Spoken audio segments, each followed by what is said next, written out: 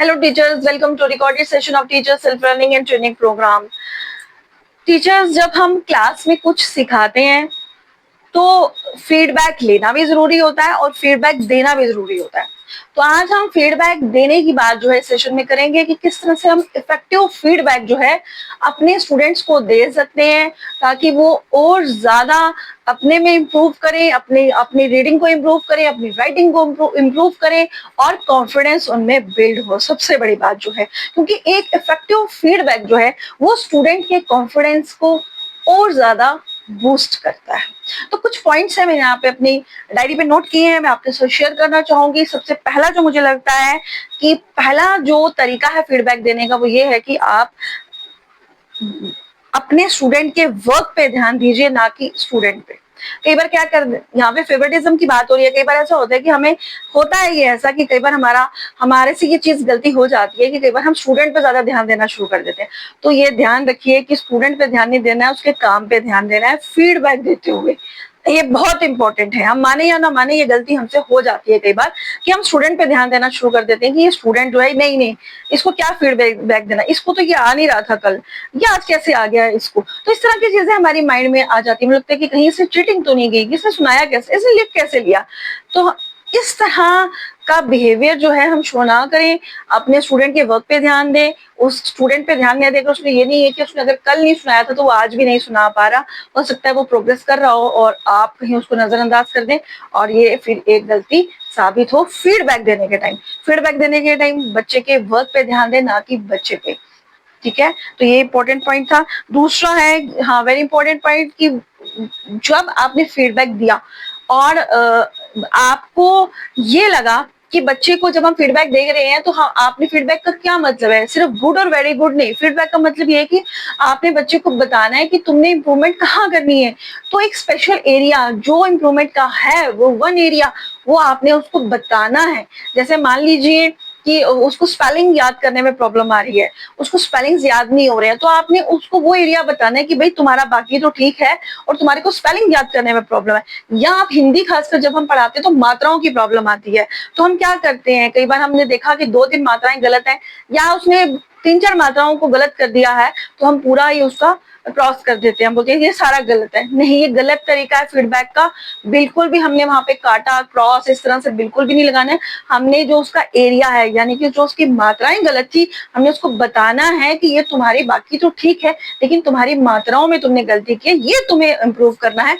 वो one area आपने अपने स्टूडेंट को बताना है, उसको इस तरह से फीडबैक देना है।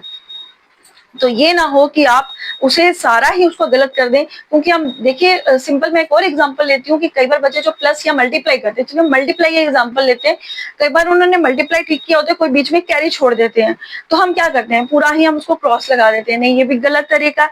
हमने उनको वो वन एरिया क्या है इम्प्रूवमेंट का वो बताना है। अगर हम उसको पूरा क्रॉस लगा रहे हैं, मान लीजिए उसने सारा टेबल ठीक लिया लेकिन वो कैरी को ऐड नहीं कर रहा है, तो उसको कैरी को हमने बताना है। ये नहीं है कि हमने उसको सारा ही क्रॉस कर देना है कि भाई तुम्हारा सारा ही क्वेश्चन गलत है।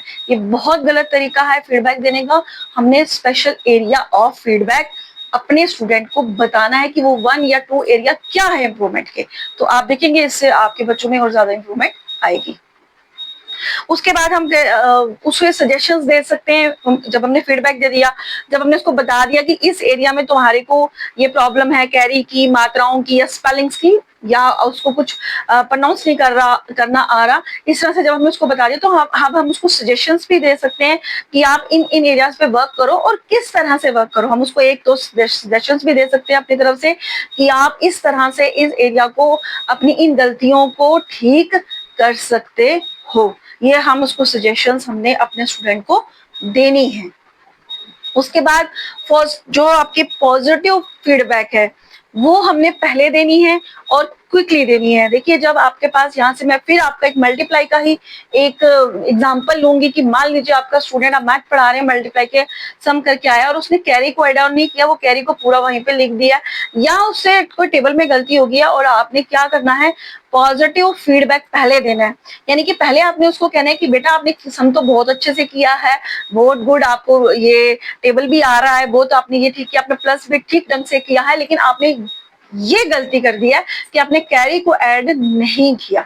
तो ये जो नेगेटिव फीडबैक तो उसको नहीं कहेंगे, या एरिया ऑफ इंप्रूवमेंट कहेंगे, कि जो उसका एरिया ऑफ इंप्रूवमेंट है उसको बाद में बोलना है, लेकिन उसका जो पॉजिटिव जो उसका फीडबैक है, जो उसका पॉजिटिव साइड है, जो उसको आ रहा है, वो पहले बताएंगे।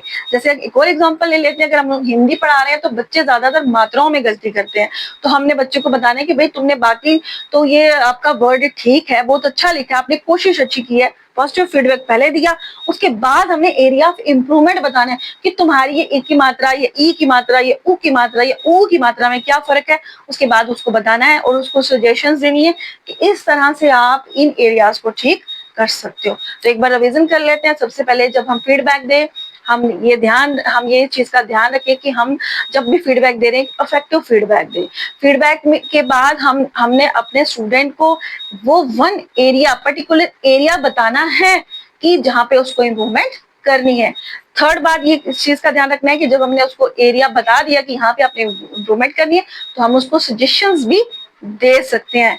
और लास्ट जो पॉइंट है वो ये है कि वेरी इंपॉर्टेंट पॉइंट ये है कि पॉजिटिव फीडबैक हमने पहले देनी है और एरिया ऑफ इंप्रूवमेंट उसके बाद बताना है। ये नहीं है कि बच्चा आपके पास कॉपी लेके आया और आपने सीधा क्रॉस लगाया, ये क्या किया है आपने, गलत किया है, और वो वहीं पे डिमोरलाइज हो गया। नहीं, पहले उसको पॉजिटिव फीडबैक दीजिए कि कितना तुम्हारा सही है और ये एरिया जो है तुम्हारा गलत नहीं है, तुम्हें इम्प्रूव करना है, ये तुम्हें इम्प्रूव करना है। देखिए टीचिंग यही जॉब है कि हमने बच्चों को सिखाना है। Thank you.